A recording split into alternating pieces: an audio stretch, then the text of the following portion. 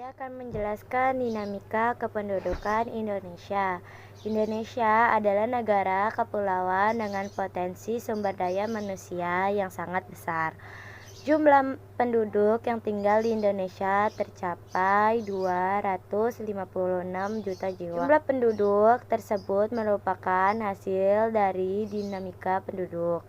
Dinamika penduduk adalah perubahan jumlah penduduk pada suatu wilayah yang disebabkan oleh 3 faktor, yaitu kelahiran, natalitas, kematian, mortalitas, dan perpindahan migrasi.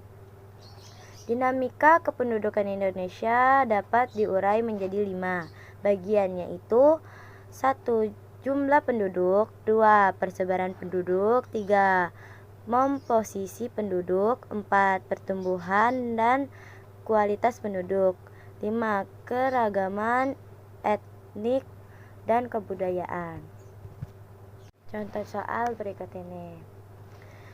Pertanyaannya adalah apa saja faktor yang menyebabkan adanya dinamika penduduk? Jawabannya adalah faktor menyebabkan dinamika penduduk adalah kelahiran, natalitas, kematian, mortalitas, dan perpindahan migrasi. Sekian. Jumlah penduduk Indonesia memiliki jumlah penduduk yang sangat besar. Berdasarkan data kependudukan dunia tahun 2015, jumlah penduduk Indonesia menempati urutan keempat di dunia setelah Cina, 1.372 juta jiwa, India 1.314 juta jiwa, dan Amerika Serikat 321 juta jiwa. Jumlah penduduk Indonesia mencapai 256 juta jiwa. Jumlah penduduk yang besar ibarat pisau bermata dua. Di satu sisi bisa menjadi keuntungan bagi Indonesia dengan jumlah penduduk usia produktif yang berlimpah. Namun, di sisi lain bisa menjadi kerugian bila jumlah penduduk yang besar itu memiliki kualitas yang rendah. Dilihat dari pendidikan, kesehatan, dan kesejahteraan. Saya mempunyai soal. Berapa penduduk Indonesia? Jawabannya adalah 256 juta jiwa. Wassalamualaikum warahmatullahi wabarakatuh. Nama saya Van Maulana dari kelas 71 dan di video kali ini saya akan menjelaskan tentang persebaran penduduk. Persebaran atau distribusi penduduk adalah bentuk penyebaran penduduk di suatu wilayah atau negara. Apakah penduduk tersebut tersebar merata atau tidak? Persebaran penduduk dapat dikenali dari kepadatan penduduk. Kepadatan penduduk merupakan indikator adanya perbedaan sumber daya yang dimiliki suatu wilayah.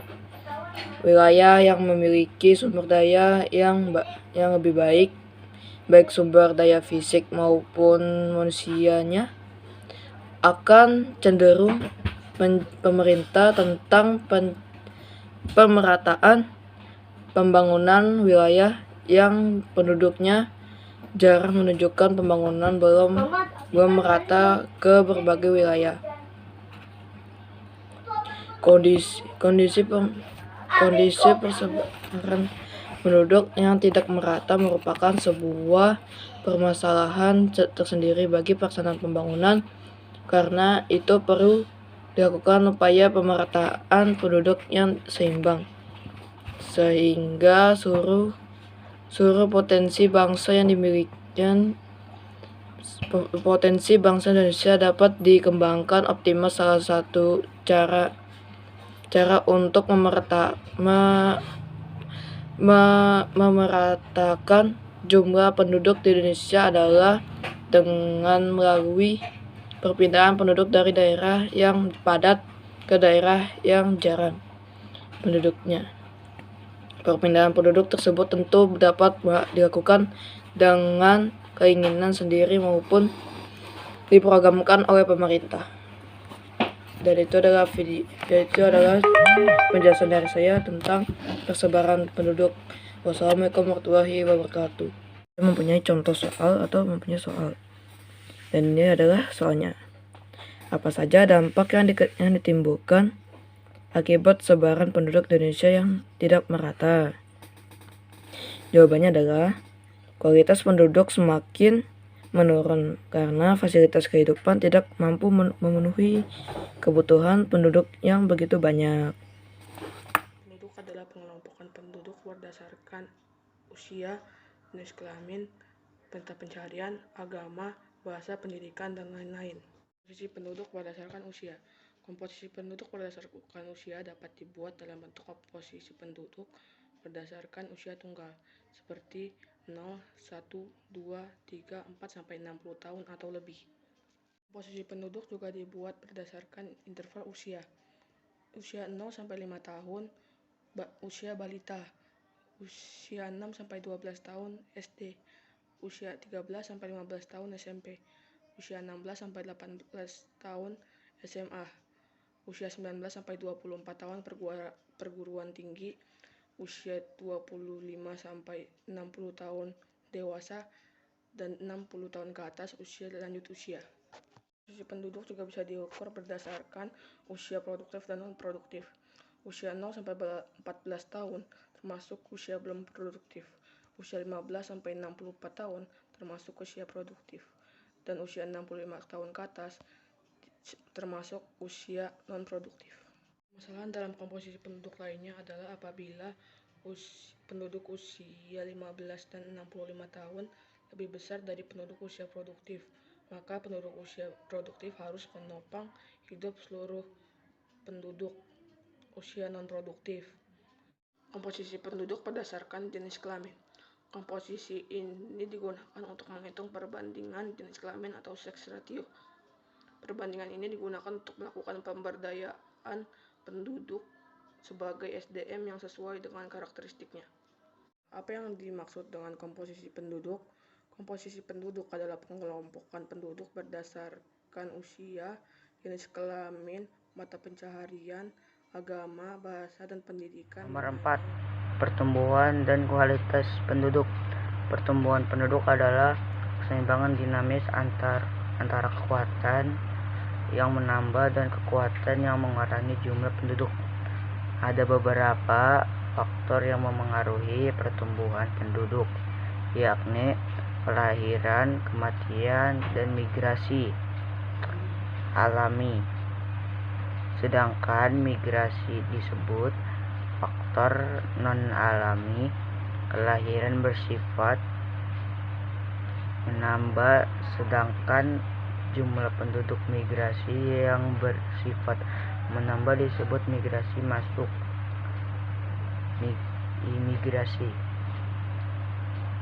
mengurangi disebut migrasi keluar. Imigrasi. Saya akan memberikan contoh soal.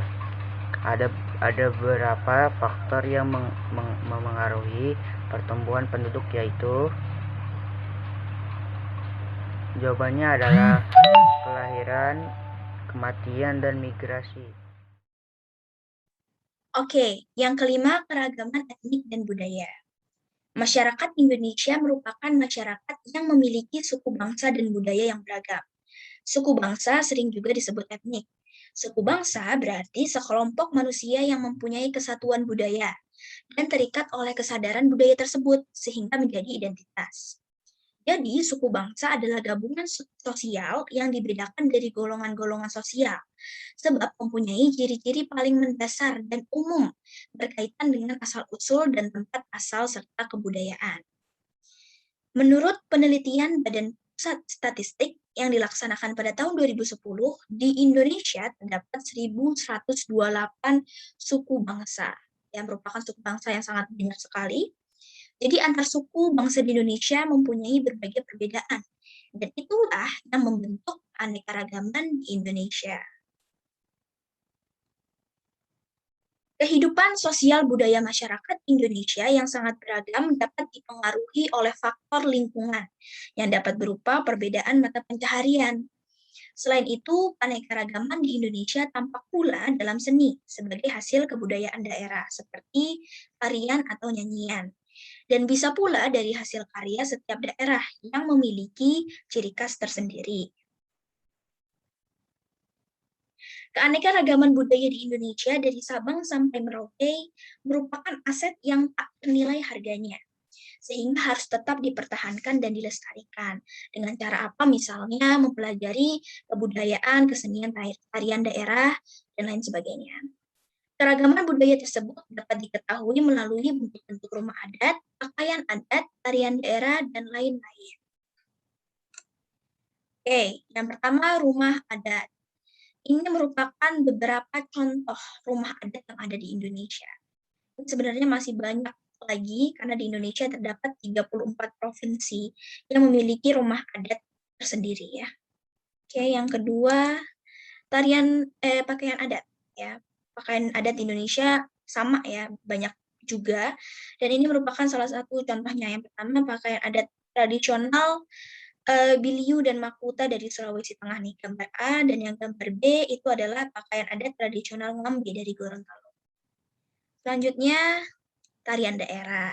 Tari merupakan salah satu aspek seni untuk mengungkapkan perasaan melalui gerak. Ya, ini contohnya tarian tradisional Seudati dari Aceh.